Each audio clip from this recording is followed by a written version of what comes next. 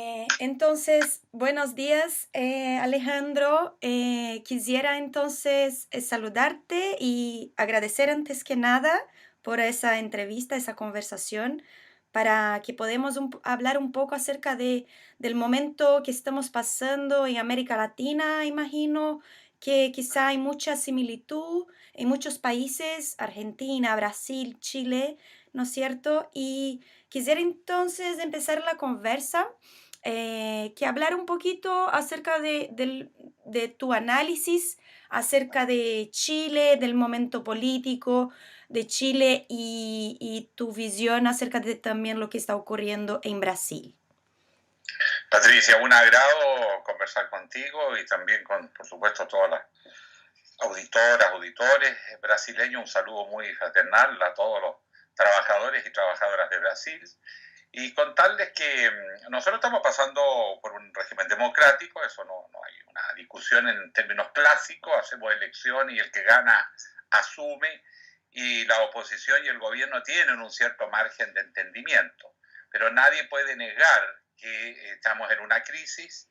Quizás esa crisis del mundo progresista o la centroizquierda e izquierda que hablábamos tradicionalmente se debe en parte a que durante las últimas décadas procuramos mucho buscar los consensos para reconstruir nuestras democracias afectadas por dictaduras militares y tratar de recomponer un poco las economías, al menos en lo favorecer a los grupos de extrema pobreza. Pero en esa búsqueda de consenso descuidamos los conflictos que los cambios iban generando también, y por lo tanto muchos electores nuestros, gente que adhería a las ideas de la centroizquierda, se empezaron a sentir no representados y sobre todo a ser incapaces de asumir que la democracia tiene conflictos y que tienen que expresarse en el escenario político. Y por lo tanto se genera un espacio que los populismos empiezan a apropiarse porque los partidos tradicionales no nos supimos hacer cargo de ellos, y eso es lo que hoy estamos viviendo. Los populismos de derecha o de izquierda son respuesta a nuestra propia incapacidad de haber representado el lado oscuro de la globalización, a los que han perdido con la globalización en aras de buscar más inversión, estabilizar las economías, los regímenes políticos, por lo menos lo formal. Y eso es lo que tenemos que revisar ahora, quizás volver a nuestras ideas originales, a nuestros principios originales, entendiendo que el mundo ha cambiado y que requiere otras respuestas. Analizando un poco el tema de las elecciones de 2017, ¿considera que haya habido algún tipo de similitud en Chile, Argentina, Brasil, en tema de que en estos países estamos viviendo la presencia de gobiernos de derecha? En Brasil, con mayor fuerza, la imagen de Jair Bolsonaro, ¿no? Que representa una figura de extrema derecha. ¿Eso significa un impacto social de falta de representatividad popular, algún tipo de conflicto en ese sentido, en tu visión? Sí, yo creo que nosotros acá en Chile tenemos realidad un poco distinta. El gobierno chileno es un gobierno liberal de derecha clásica, no tiene componentes dictatoriales. Hay algunos elementos populistas en el manejo de la agenda muy en función de las encuestas, pero en lo esencial es una respuesta al vacío que nosotros dejamos siendo gobierno. Nosotros descuidamos sobre todo esa clase media emergente que ha vivido en forma muy precaria, porque no es el trabajador que con empleo, que tiene sindicatos, que tiene organizaciones y a través de las cuales representa sus intereses. Ese Chile se ha ido empequeñeciendo y se va imponiendo el trabajo precario, el trabajador por cuenta propia, pero que en realidad está contratado por una empresa, por lo tanto está empleado en los hechos y vive sin contrato, sin previsión, sin beneficio, y por lo tanto en una inestabilidad permanente.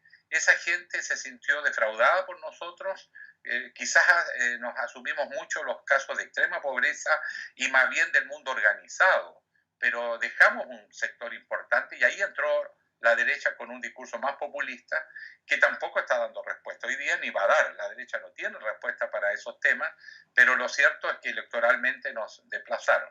Y segundo, que no es menor, estamos asistiendo a una democracia donde la democracia tradicional, representativa, se ha ido debilitando porque el voto popular hace que la gente no sienta que votar tenga consecuencias.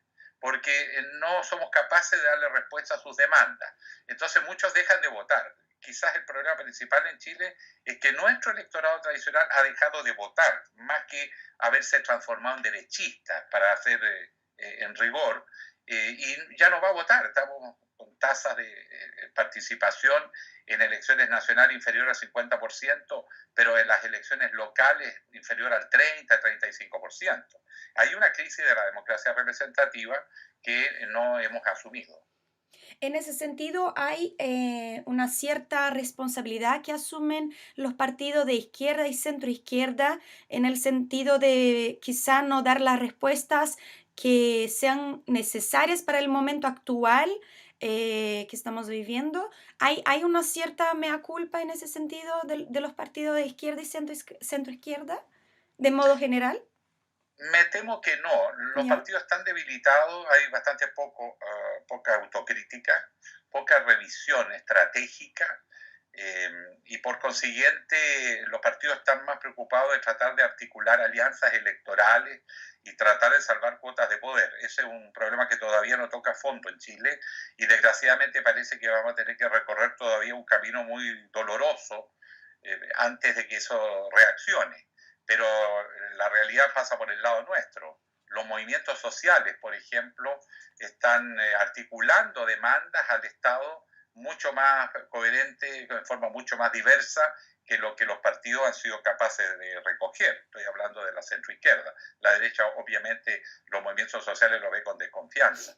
El problema está que los movimientos sociales no tienen vocación de poder, no quieren ser gobierno.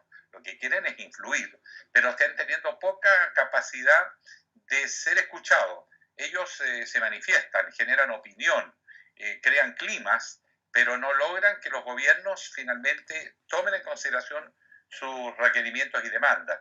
Por ejemplo, el movimiento estudiantil, las mujeres en Chile que ya han conformado una agenda de género muy importante, los grupos ambientalistas. En Chile todavía se habla del cambio climático como un tema que viene, en circunstancias que somos uno de los 10 países del mundo que está siendo más golpeado ya por el cambio climático. Aparece la robotización, la automatización en las economías, y por lo tanto la proliferación de lo que aquí llamamos la uberización de la economía. Es decir, las empresas fraccionan el trabajo y van contratando al trabajador en forma individual, le hacen sentir que es un pequeño empresario, pero le quitan todos los beneficios sociales. Y los estados, en vez de defender los derechos sociales mínimos, más bien lo que han hecho es liberalizar, es debilitar las estructuras, y en eso nosotros también hemos sido conscientes o inconscientemente cómplices, y por eso nos están pasando la cuenta.